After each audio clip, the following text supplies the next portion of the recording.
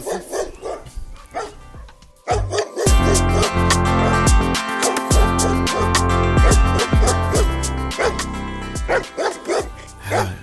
and welcome to Madeira. If I speak, how do these dogs? Either the dogs can hear me, or they just bark all fucking day. I don't know if it's just me, but dogs, you know, their bark sometimes sounds a bit painful, like they can't be enjoying it. It can't be that way, obviously, because that would be a terrible design of a dog, but you know when a dog just sounds really scratchy and you're like, oh, you don't want to be doing that all day. That's what Portuguese dogs sound like to me. I mean, that's what dogs sound like to me. Sounds like they shouldn't bark. But maybe that's because I grew up in a culture where barking was discouraged in the dog world. Whereas the Iberian Peninsula and the entirety of Latin America and actually pretty much every developing country in the world, dogs never shut the fuck up. Apart from anything else, this is not an official podcast, all right? So my name's Vinny. I'm on a quest to get to 100 countries. I've been to 93 countries. This must be 94 then. No, it doesn't count. It doesn't even count. It's just an island that's nowhere near Portugal that happens to be owned by Portugal. A bit like the Canaries in Spain. But they don't have their own autonomous governments, these places, do they? So they're basically part of Portugal. They use the euro. They have Portuguese laws.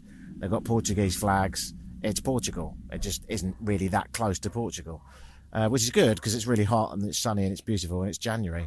So I shouldn't complain. But what I am complaining about is that this place doesn't have its own government, because if it did, then it meant I could tick it off and that would mean that I'm on country 94. But this doesn't count. So this is country 93, exactly the same as the podcast before this, which came from where? Where was the one before this? Belize. So Belize was 93, and I'm still on 93, even though I'm here. Not to be confused with, welcome to Madeira, country 93 in Belize. That's not right. Jesus, I'm making this way more complicated. Let's just say this. The last guy, you've probably already got it. I just like mansplaining. What I'm saying is that Madeira doesn't count, and so henceforth I'm on the same number as I was in the last place that I was in, which was Belize, 93. You've definitely got it now. I've already done one from the Azores, and I've already done one from Portugal. So, you know, this is just a bonus pod. And I'm not going to be talking about Portugal because I've already banged on about it enough. Bloody lovely country. Cheap as you like. Groovy people. Everything's good about Portugal. You should come. If it's January or February, then why not come to Madeira? The Canaries are only about an hour flight further south. Although, having said that, I'm not sure if you can fly from Madeira to the Canaries without having to go back to the Iberian Peninsula, Spain, Portugal first. I don't know. Don't worry about it. Don't get yourself too hung up on it. You're never going to go to Madeira, then the Canaries, are you? That would be mental. You're either going to go to Madeira or probably just one of the Canaries. So what can I tell you? Madeira. I'll tell you what I'm going to do. I'm going to go through 10 facts I found. Now, first of all, I want you to know that nearly all of them are wrong, but that's why I'm going to do it, because we can pick holes in it as we go.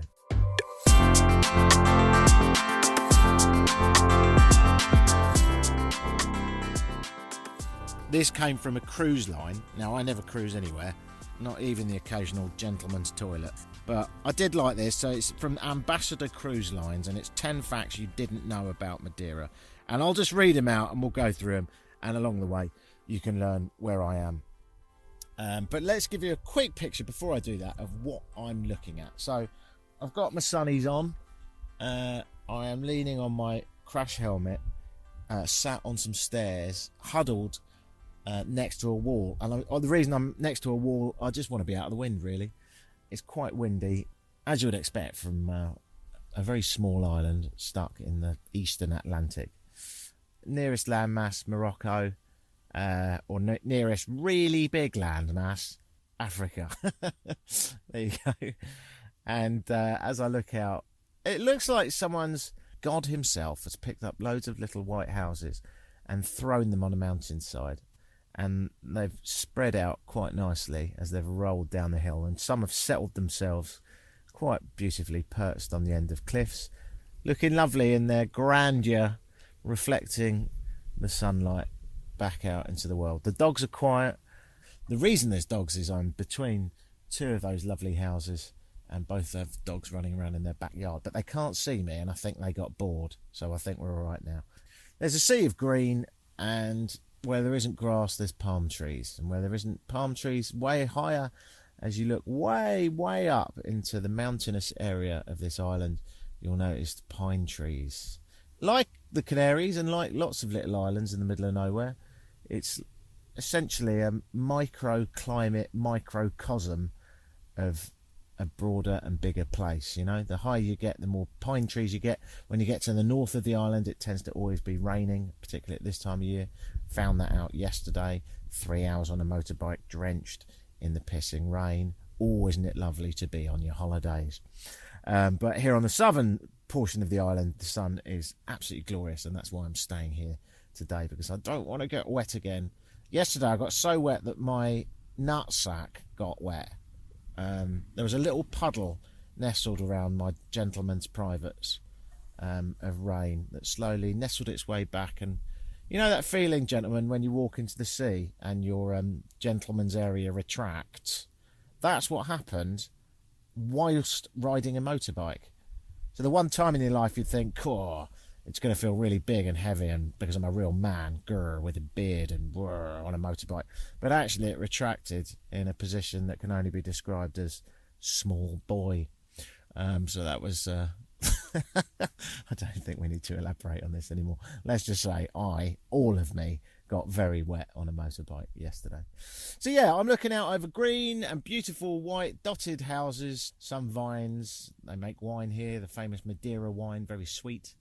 And then, of course, as I look out, I can see nothing but a vast array of endless blue.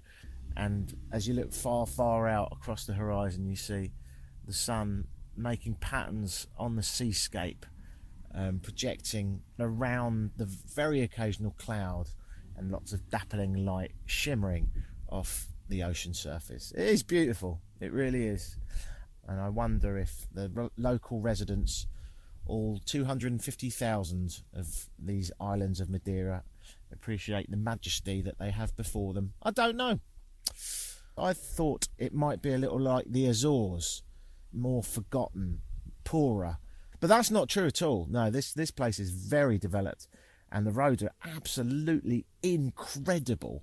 If you're a motorbiker, I very much recommend coming here. You can get around the island in a few days, you know, enjoying yourself and stopping for coffees and meals as you go. And the roads are amazing. You can take the windy, slow ones, or you can take the express tunnels that they've just dug through rock. There are loads of tunnels and proper highways, so you can zoom around the island in no time. Or, of course, if you're on a motorbike, far more fun, take the slow, windy, mountainous roads. Lots of hairpins, endless winding from the sea villages full of fishermen and taverners and happy people drinking mini cups of coffee, inland to all the plantations and agriculture, and through it you'll go through all of those thousands upon thousands of tiny little white houses. Oh yeah, it's really beautiful. So let's get to it. You've got the idea. That was mildly poetic. Okay, 10 facts. Let's go through them. The first fact is, according to Ambassador Cruise Line, I don't know the Ambassador Cruise Line. I don't know many cruise lines. Let me know where they're from, and let me know if you've ever had an Ambassador cruise. Ambassador Cruises, waterway to have a good time. Sorry. First one is Madeira is home to Cristiano. Oh, that was weird. Large piece of paper just came barreling down the stairs that I'm sitting on and hit me in the face. It was almost as if to say, don't do the facts. The first fact is, it's home to Cristiano Ronaldo. Ronaldo, of course, is the Portuguese football player that is stupendously good looking and almost stupendously good at football. He's got the double whammy. But the first fact, it is home to Cristiano Ronaldo, is, of course, bullshit. His family's from here, and I'm sure his mum's still here, and I'm sure he's got a place here, but he doesn't live here. The second fact from Ambassador Cruise Lines, there's 10 of them. This is number 2. Madeira isn't actually an island. Madeira is often thought of as an island, and although the main largest island is the one visited by travellers with the largest population, it's actually an archipelago of 4 islands. So just to remind you that the biggest island, the one that everyone visits, is called Madeira, and the entire archipelago is also called Madeira.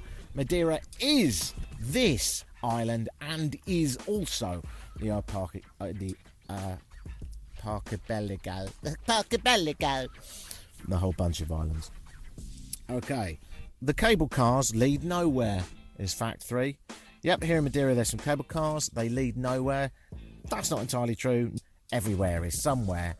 It's not just like a vacuous void. You don't just get off in a white space. But to a degree, they've got a point. When you do visit here in Madeira, I haven't been on them yet, but there's an iconic cable car or two. And they seem to go nowhere. But actually they do, of course.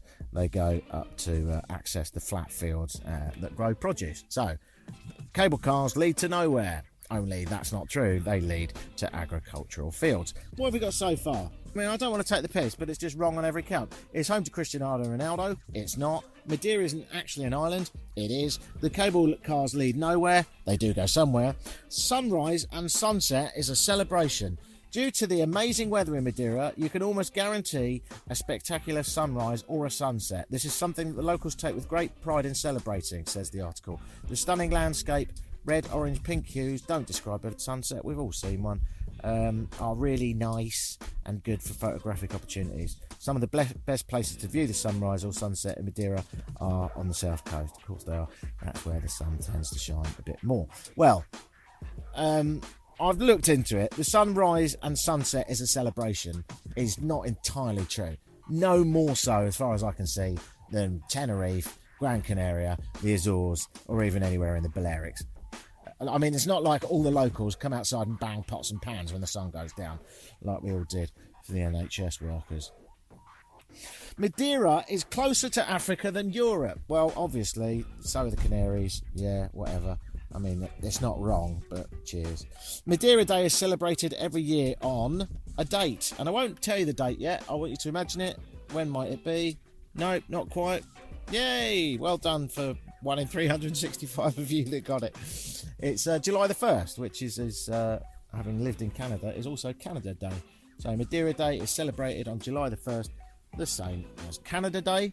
There are several microclimates. Yeah, well, all these islands are the same. Basically, they're really tall. The clouds can't necessarily get across them, which means they quite often get trapped and they rain on the side that they get trapped on. The side that they get trapped on tends to be the northern side.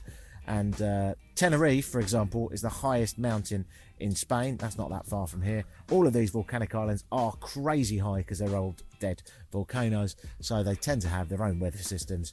If you want sunshine, go to the south coast. Hey, guess what? That's also where everyone lives as a result. It hosted the largest New Year's fireworks display ever. Apparently they have a massive fireworks show, but it doesn't disclaim what largest means. Obviously, it can't possibly mean most expensive because Madeira wouldn't be able to outdo Sydney, for example. So I think we can call bullshit on that. I'm sure they have a fantastic New Year's Eve fireworks display, but it's probably not the biggest in the world. So this article is wrong again. And it produces some of the best wine in the world. Not really, it doesn't. It produces quite a good sweet wine if you're into sweet wine, and they do export it all over the world. And a lot of people have heard of Madeira wine. Not entirely my bag. So therefore, I'm going to disagree with that. It produces some of the best wine in the world. My arsehole. I think that actually Portugal mainland does a far better job. And so, of course, does Italy, and so, of course, does Spain, and so, of course, does France, and so on, so on, so on. But fine, I will give you one thing. It does make some mighty fine, fortified, sweet wine. If you're into that, often served as an aperitif or a dessert wine, then absolutely lovely stuff. And finally, is it finally? I hope so. Oh yeah, finally, there are secret tunnels. There are 25 miles of secret tunnels built into the cliffs and mountains. This one's true, and actually this one's really cool. They have built some really, I would describe them as high-tech, concrete walled streams, yeah? And sometimes those concrete walled streams, those aquifers, those aqueducts, go underground, and people have built some absolutely fantastic tunnels to deliver that water to various parts of the island, which means the whole place is absolutely teeming with green, even the south side where it doesn't rain as much. So let's run through those facts.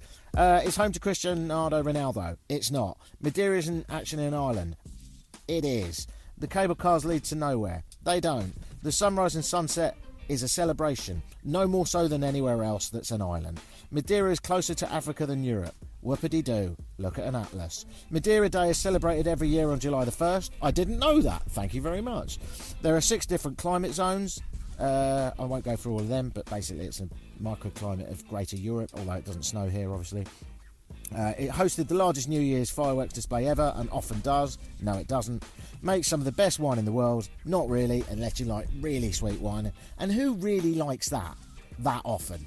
You know what I mean? Aperitif, sure. God, I'm cultured. And finally, there are secret tunnels. Yeah.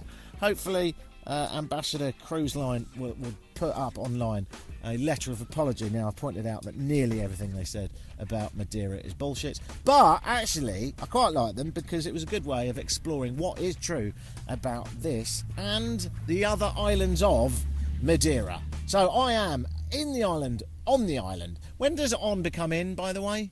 Always wondered that, right? So, I'm on the island of Madeira because it's small. I'm in the United Kingdom, right? You ever thought about that? You're in Australia, you're not on it. But when they're really small, you're on it. On it. Carb on it. Right, forgive the noise. It's going to get a little bit noisy now because I'm going to get back into the wind. And then I'm getting on my bike. Oh, and I can almost guarantee that I'm going to set the dogs off. Oh my God, they've actually shut up. I can see one. He's not even barking at me. You're not going to bark at me? Did you just get bored of me? Oh God, you're tied to a tree. No wonder you're barking, you poor bastard. Can you stop fucking tying your dogs to trees? How would you like to be tied to a tree all day? I have a good mind to go and let him go. He annoyed me earlier. Now I feel nothing but sympathy for him because I can see he's tied to a tree. Anyway, I'm getting the bike going. I'm going to put this helmet on and my gloves. And I'm going to take a little cruise around the island. Apologies for the wind at the end there. Let's get this going.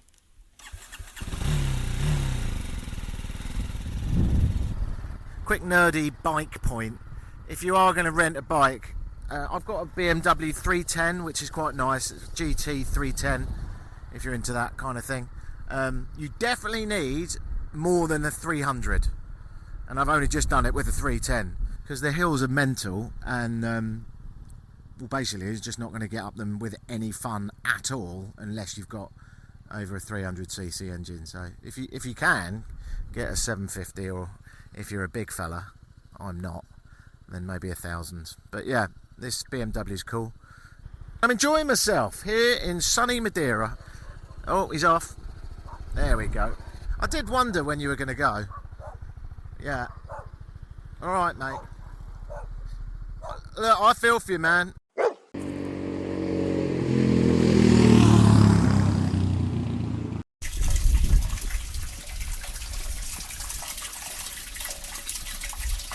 At first you might think that I'm recording this from a toilet, but that is not my policy with podcasting.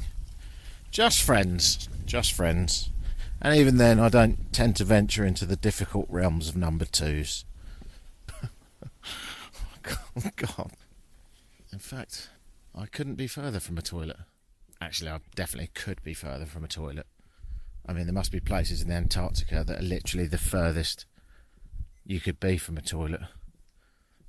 Oh, actually, I say that. The scientific stations they have down there, they've got toilets, haven't they? It's an interesting fact about Antarctica. Do you know that you have to bring everything back that you deliver, including your poo? Yep. You can't leave anything in Antarctica. There are people that have, including explorers. I believe Shackleton left some whiskey there. It went up for auction the other day because they found it. Shackleton's whiskey. I'm not in a toilet. I am next to running water though. I'm on a hike at the very top of Madeira, really. I'm looking out over some scrubby bushes. All I can see in the distance is more scrubby bushes because we're above the tree line. It is obscene how far you can climb, how quickly on a motorbike, and indeed how scared you can be while you're doing it. I was on a motorbike I decided to come up to the top. I took a very wiggly road full of hairpin bends, and then there was this bit where it just was a straight shot up a hill. And being from Brighton, I'm like, well, that hill will probably be over soon. Probably going to be bigger than a Brighton hill or a Yorkshire hill. This is going to be quite a big hill. But pretty soon, this straight shot road, this straight road, where I'm in second gear, I'm thinking about changing down to first gear. This road is going to stop. And it just didn't. And it carried on, and it started getting colder and colder and colder and smelling more of pine. And it's amazing, because you look back when I got to the top of how far I'd come, and I was significantly above the clouds. Like, if you asked me how long would it take to motorbike above the clouds, I'd say, I don't know, hours. The answer is about 15 minutes. It was petrifyingly scary, because you can't stop. Once you commit to the hill, it's not like a car. You just got to keep going and going and going and going. So I was knackered afterwards, which I don't even know how that works. I'm just going to stop talking because there's some people coming past me. I'll keep walking towards what appears to be a waterfall.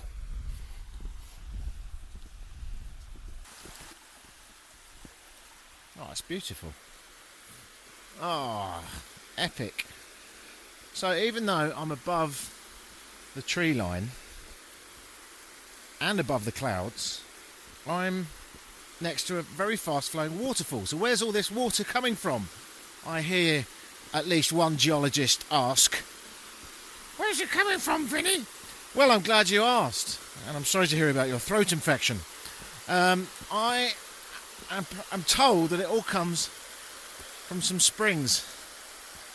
But what's really unique about Madeira is that this waterfall, and indeed the channel that I've been following for ages, is all dug by hand and concreted in.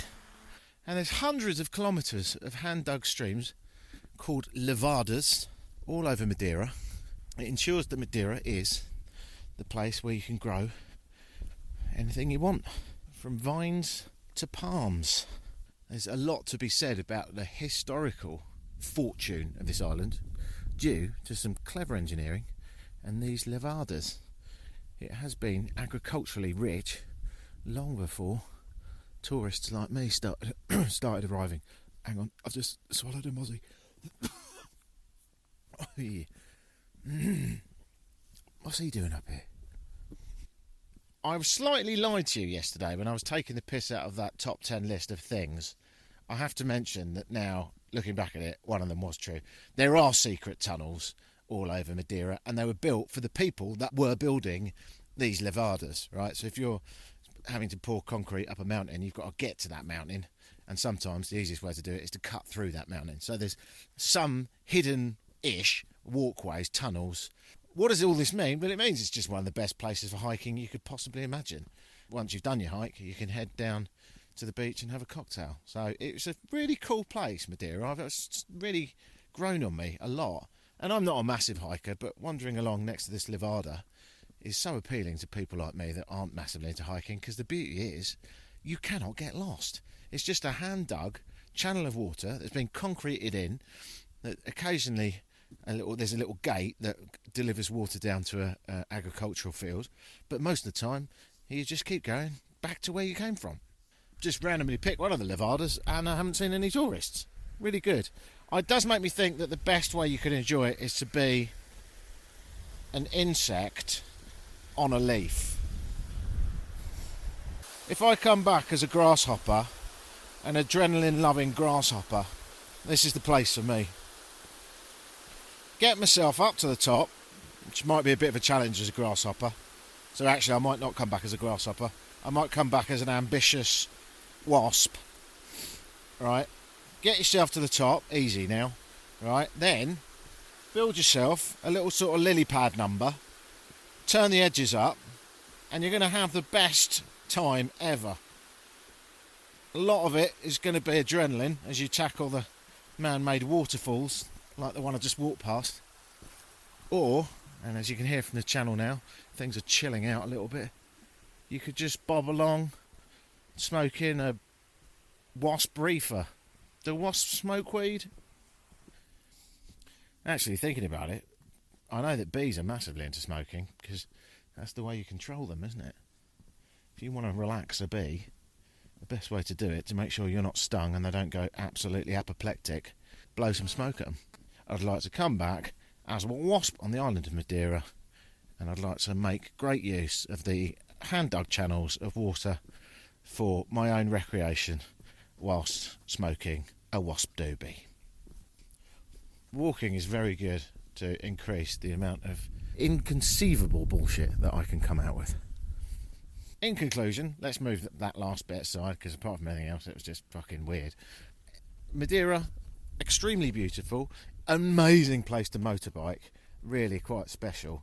Yesterday, I took 2.5 hours to travel through a load of old country roads, and then today I didn't want to do that all again, so I went on the expressway to where I was yesterday. Alright, so yesterday 2.5 hours, today took the expressway just to get to that point 20 minutes, because you basically go barrelling through a mountain in a tunnel. So then from that point I went back on the mountain roads and did the windy thing until I found the world's most scary straight line up a mountain, and that brought me here.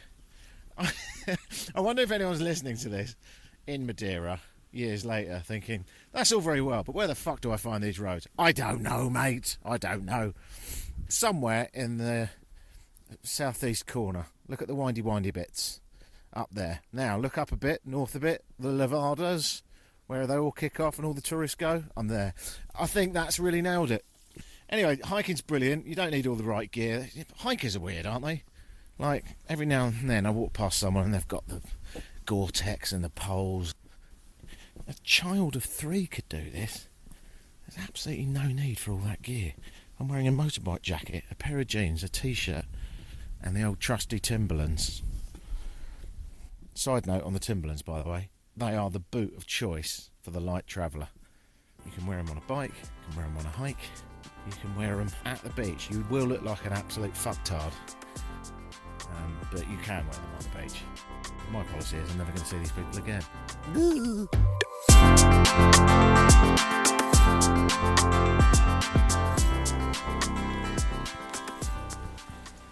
So, it's chucking it down with rain, as you can probably tell, and this isn't going very well at all. I've only got one pair of jeans. I'm wearing them. I've got to get on a flight later, fairly soon in fact, and it's looking increasingly like I'm going to be the guy on the plane with the very wet pantaloons. Ugh. I'll try to describe where I am. It is quite comical, I'll say that, although I'm not laughing at the moment. But I'm sure I'll look back at this and find this highly amusing. I'm in someone's front yard on a road that weaves through a banana plantation. And I started hammering down with rain, so I had to get off the bike. The keys are still in the bike, by the way.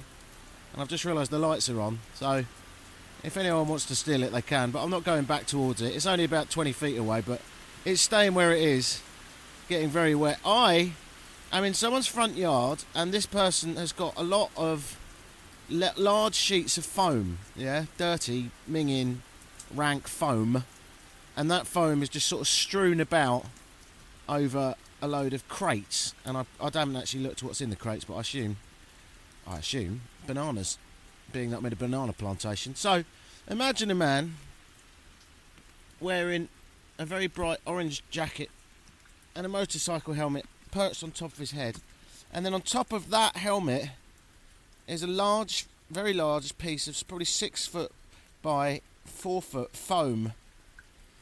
Now the thing with foam is it does keep the rain off, but it is foam. It does tend to absorb, so I have the weight of probably about 5 bags of sugar in the way of a very wet piece of large foam. Also, the foam is very dirty. I also think it might be fiberglass, which gets in your lungs. And given all of these factors, I would say that things aren't going particularly well. It was only 10 minutes ago, and I was winding through the hairpin bends of a mountainside, thinking how life was so fucking fantastic. And now, it's very, very much not like that. I can't get on the bike in this. Oh, that's going down my back. Oh. I mean, at this point, honestly, if I spoke Portuguese, I'd just knock on this guy's house and I'd say, Alright, mate, can I come in? It's a bit weird just doing it when you don't speak the language. Oh, I've got a mild hangover too, because last night I had a couple of ponchas. Not to be confused with a poncho. Poncho, device in Mexico that you wear, essentially a big carpet, isn't it? You pop your head through. That's a poncho. A poncha, with an A, here in Madeira, is the local drink. The speciality of Madeira, it is sugarcane water, rum, lemon juice, honey, and occasionally some fizzy white wine. So it's quite a cocktail, and it's bloody lovely. Really, really nice. Served on ice. It's going to cost you $3.50, which at first I thought was quite expensive, because the other day I had a 50-cent glass of wine. So I was like, ooh, $3.50 is expensive. And then I realised that actually it is essentially a cocktail, and I'm paying €3.50. And, you know, if I was drinking a Manhattan in Manhattan, it would probably be about $18. So, really, I've done quite well here. So, there. So, I had a couple of them last night. I guess I'll just carry on with this podcast. To be honest with you, I had no idea I was going to do this. And if you could see me now, you'd think this man clearly has some sort of chemical imbalance in his brain. I'm staying in a place called Ponta del Sol, or Point of the Sun, Ponta do Sol, and took a big ride across the island yesterday, and I wrote a load of notes to tell you about, but I can't get them out of my pocket because my left hand is holding a microphone and my right hand is propping up a large piece of foam above my head, which is now heavier than ever and seemed to have absorbed all of the water on the island of Madeira. I have to say that the southern area, I remember one place called Calheta, with an H, Calheta, had a little manufactured beach. I looked it up on Google. I thought it'd be nice to pop down a sandy beach. There's a few sandy beaches here on the island of Madeira. It's all the sand is imported from the Sahara. You don't tend to find natural sandy beaches. So they've done a few fakies, and they're pretty good. Although I wouldn't hang out in Calheta, because basically it's a big marina, and all the restaurants have a view of a massive concrete wall. Oh, it's going down my back. Hang on a sec, I'm going to have to do a bit of reorganisation here.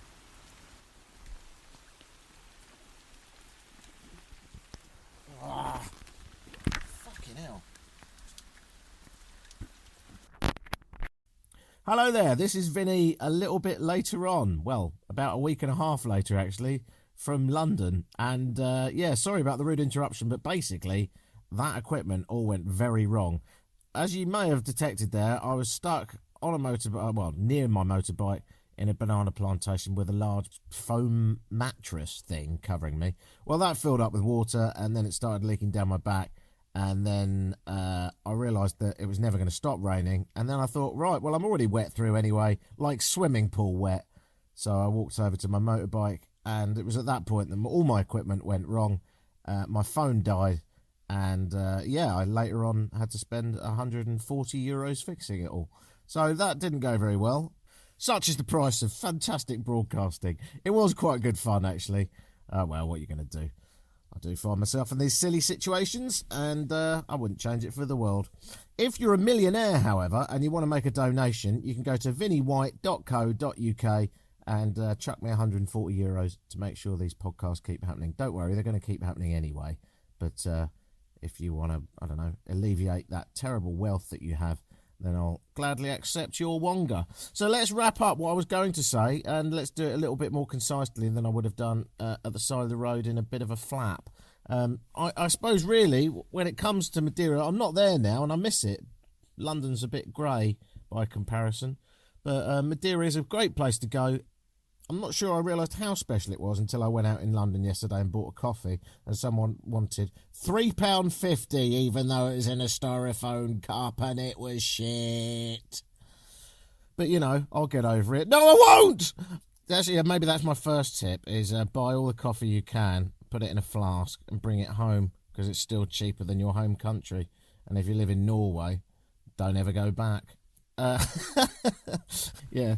Here's my advice for you, my friends. If you are going to go to Madeira, don't spend all your time in the capital, Funchal. It's a little bit overdeveloped. It's perfectly fine, but you can do a lot better than that. Do rent a car or a motorbike, and do visit Ponta do Sol. That's on the south coast. That will give you a good place for seafood and a view. Just down the road a little bit, Madeleine du Mar for seafood and a view as well. Nice little village there. Caleta, that was the previously mentioned one with the sandy beach. That's worth a visit, particularly if you've got kids. I would probably skip the restaurants unless you're into a view of concrete walls. And if you want to go up to those levadas, and you really should, even if you're not a hiker, just for the views, go up to the levadas. To use that mad, fairly straight road that takes you from the coast up to the levadas. That's the one that went from the sea level to above the clouds in less than 15 minutes. It really was bonkers. I would type in Rocheo's Bar, Rochaos, Rocheo's Bar, and that's about halfway up. So if you want that road straight up, absolutely mental road, then why not stop and calm your nerves at Rocheo's Bar halfway through. If you do get a motorbike, and it's a really good place to do that, I would say the best ride that I did was Ponta do Pago to Porto Moniz, or to put it a far easier way, the most westerly point to Porto Moniz, which is the most northerly point. That road, see it all squiggly wiggly? Yeah, that's a lot of fun. Winding roads, no traffic, epic cliff views, and pine forest. Bring layers. Might be warm on the beach, but it won't be up there. When you get to Porto Moniz, enjoy the natural swimming pools and more epic views as you drive down into that coastal town, and enjoy yourself. Also, it probably will be raining at times, but do check out some of the sparse rural villages on the north coast. Not very visited, so you'll feel like a bit more of a trekker and a traveller. It's not Tajikistan. You're not going to see like wandering villagers on camels nomadically plotting along to find their next resting place, but it definitely is a bit more true Madeira. You might see a donkey. My name's Vinny, and I'm on a quest to get to 100 countries. This podcast didn't count, of course, because Madeira isn't a country, and I've already been to Portugal, the owning country of Madeira. But maybe the next one will count. I don't know where I'm going next. I've got to do that thing where I earn some money. All terribly dull, isn't it? Ugh, work. Have you seen it? And the anxiety that it brings. Ugh. I think I speak for us all when I say we should all be zipping around on motorbikes in the sun, stopping occasionally for a nice fish supper. Actually, quick note on that, by the way. If you are going to have a fish supper, there's a fish. I've never had it before, and I don't know if it's native to the Atlantic waters around the Canaries and Madeira. I don't know. I don't know much about fishing. But I do know it's called the scabbard fish, right? The scabbard fish. And it was on the menu in a restaurant, so I googled scabbard fish and looked at its picture. Fish are not known for being hot. I mean, I've never looked at a trout and gone, "Cool, what a face." But as fish go in the fish scale, pardon the pun, of looks, I would say scabbard fish are very much at the bottom. They're called scabbard fish. A scabbard is a thing that covers a sword, yeah? And I guess when the original explorers went down there, they were like, "Oh, that fish looks a bit like the thing that's covering my sword." In other words, ridiculously long. Also has a big opening at the front. That's its mouth. And looks about as attractive as a car crash. So do have a look at a scabbard fish. And then I was like, well, I'm going to buy it anyway, fried scabbard fish, just because nothing could ever taste as bad as it looked. And I realised that it does do it a favour, chopping it up and cooking it, but still has a slight ugly taste to it. Swerve the scabbard fish. Now, if you want some good advice on what to eat, why not try, instead of scabbard fish, cuttlefish, which will be on the menu anywhere in Portugal and Madeira as choco frito. How is that not fried chocolate? Choco is cuttlefish frito. So choco frito, yes. Scabbard frito, no. Sounds all too scary? Buy a can of tuna. My name's Vinny White. It's been a joy to give you this podcast from Madeira. If you've got any questions, get in contact with me directly through VINNEY white.co.uk. vinnywhite.co.uk. Not sure where I'll be next, but I imagine, much like a lazy morning erection, I'll mildly surprise you by popping up somewhere. Let me know where you think I should go next. Keep your eye on this feed and I'll be back, hopefully in country 94, fairly soon. Bye!